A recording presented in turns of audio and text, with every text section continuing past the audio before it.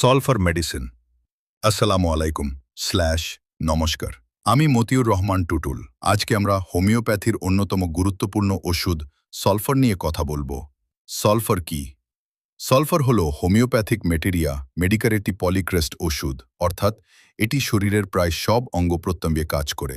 এটি তৈরি হয় বিশুদ্ধ গন্ধক বা সলফার থেকে।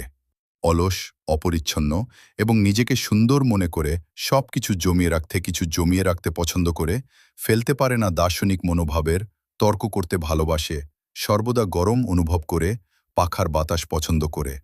চুলকানি ও চর্মরোগ, বিশেষত রাতে বা গরমে চুলকানি বাড়ে।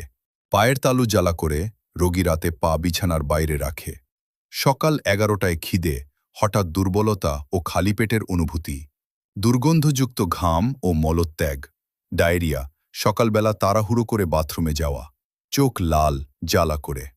কখন সালফার কাজ করে? যখন অন্য ওষুধ কাজ করছে না বা রোগ বারবার ফিরে আসছে, সেখানে সালফার রোগের মূল শেকড় ধরে কাজ করে। এটি শরীরের ডিটক্স করে এবং রোগ প্রতিরোধ ক্ষমতা বাড়ায়। মনে রাখবেন, হোমিওপ্যাথিতে ওষুধ সবসময় লক্ষণ মিলিয়ে দিতে হয়। নিজে নিজে ওষুধ না খেয়ে একজন অভিজ্ঞ হোমিওপ্যাথিক চিকিৎসকের পরামর্শ নিন। ভালো থাকুন, সুস্থ থাকুন। ধন্যবাদ।